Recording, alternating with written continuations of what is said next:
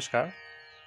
आज हम पुनः एक चार्ट के साथ उपस्थित हुए हैं और वहाँ पर जो भी हमें बात करनी है वो संतान की बात करनी है कि चार्ट में या कुंडली में संतान किस भाव से देखा जाता है। मैंने कई बार बताया है कि पंचम भाव जो ये पांचवा भाव होता है यही प्रमुख रूप से संतान को देखते हैं। पंचम भाव का संबंध इस अष्टम भाव से न हो किसी भी प्रकार से, और पंचम भाव का संबंध केतु से भी ना हो, और पंचम भाव में राहु उपस्थित ना हो यानी कि बैठा ना हो। ये कई सारी चीज़ें हैं। अगर ये सब प्रभाव नहीं होते तो संतान होने में किसी प्रकार की कोई बाधा नहीं होती है।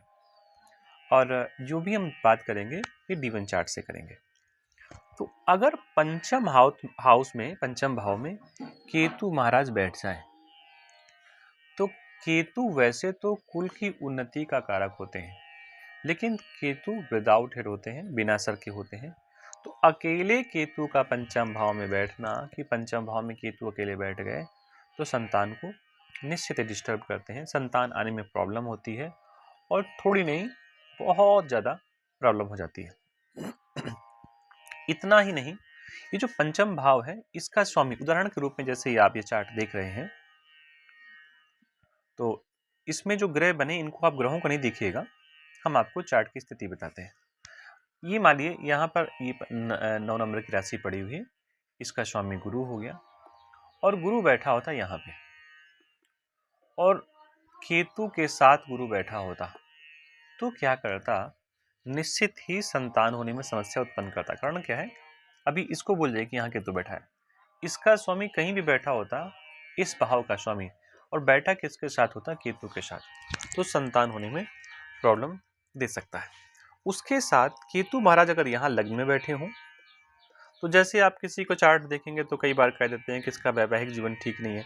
तो वैवाहिक जीवन ठीक क्यों नहीं है, क्योंकि केतु ने क्या किया, पंचम दृष्टि से इस पंचम भाव को देखा, उसका परिणाम इसके भावों को खराब करने का प्रयास करेगा।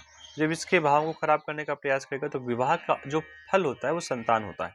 अब संतान नहीं होगी तो कहीं न कहीं व्यक्ति को समस्याएं होंगी, इसलिए वैवाहिक जीवन को अव्यवस्थित कह दिया जाता है।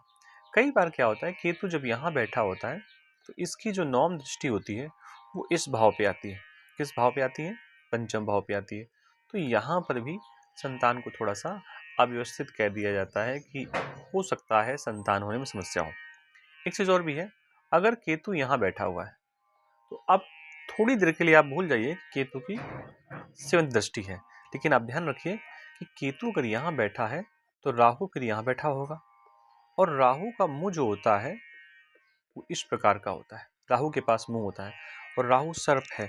तो क्या करता है, सर्प के मुंह में कोई भी वस्तु आ जाए उसको खाने का प्रयास करता है, तो भी इस भाव को खाने का प्रयास करता है, यानी कि इस भाव को क्षति पहुंचाने का प्रयास करता है।